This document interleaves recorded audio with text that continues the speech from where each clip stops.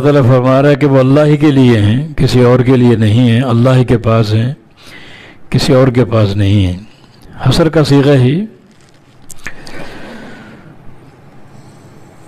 اللہ تعالیٰ کے پاس کنجیاں ہونے کا معنی یہ ہے کہ سارے خزانوں کا اللہ تعالیٰ مالک ہے، اور یہ معنی قرآن حکیم میں بکثرت ذکر ہوا ہے، جیسے وَلِلَّهِ خَزَائِنُ السَّمَاوَاتِ وَالْأَرْضِ، اللہ تعالیٰ کا فرمان کہ اللہ ہی کے لیے ہیں خزانے آسمانوں اور زمین کے۔ یہ دونوں کا ایک ہی مصداق ہے، یعنی اللہ ہی کے پاس آسمانوں اور زمین کی کنجیاں ہیں، معنی اللہ ہی کے پاس آسمانوں اور زمین کے خزانے ہیں، وہ سب کا مالک ہے، اور ان خزانوں کی تقسیم اللہ تعالیٰ کے امر سے ہے۔ تو یہ ایک حصریہ انداز ہے کہ صرف اللہ ہی کے پاس خزانے ہیں آسمانوں اور زمین کے۔ اور ایک اور مقام پر مزید حصر کے ساتھ یہ بات بیان ہوئی ہے، وَإِن مِّن شَيْءٍ إِلَّا عِندَنَا خَزَائِنُهُ، کوئی بھی ایسی شے نہیں مگر اس کے خزانے ہمارے پاس ہیں۔ کوئی بھی شے ہو، سونا ہو، چاندی ہو، زراعت ہو، پھل ہوں،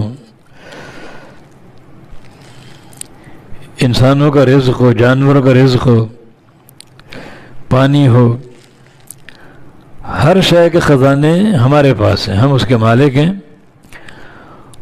اور ان خزانوں کی تقسیم ہمارے امر سے، ہماری مشیت سے ہے۔ اس کا معنی یہ کہ خزانے اور چابیاں اللہ تعالیٰ کے پاس ہیں، کسی اور کے پاس نہیں ہیں۔ جو ہم نے یہ عقیدے بنا رکھے ہیں کہ رزق فلاں دیتا ہے، شفا فلاں دیتا ہے، اولاد فلاں دیتا ہے، تو یہ سب خرافات ہیں جو اس آیت کے خلاف ہیں۔ اولاد ہو، شفا ہو، رزق ہو،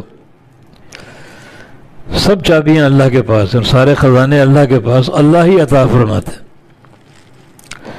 وَإِن مِّن شَيْءٍ إِلَّا عِندَنَا خَزَائِنُهُ، کوئی شے ایسی نہیں مگر اس کے خزانے ہمارے پاس ہیں۔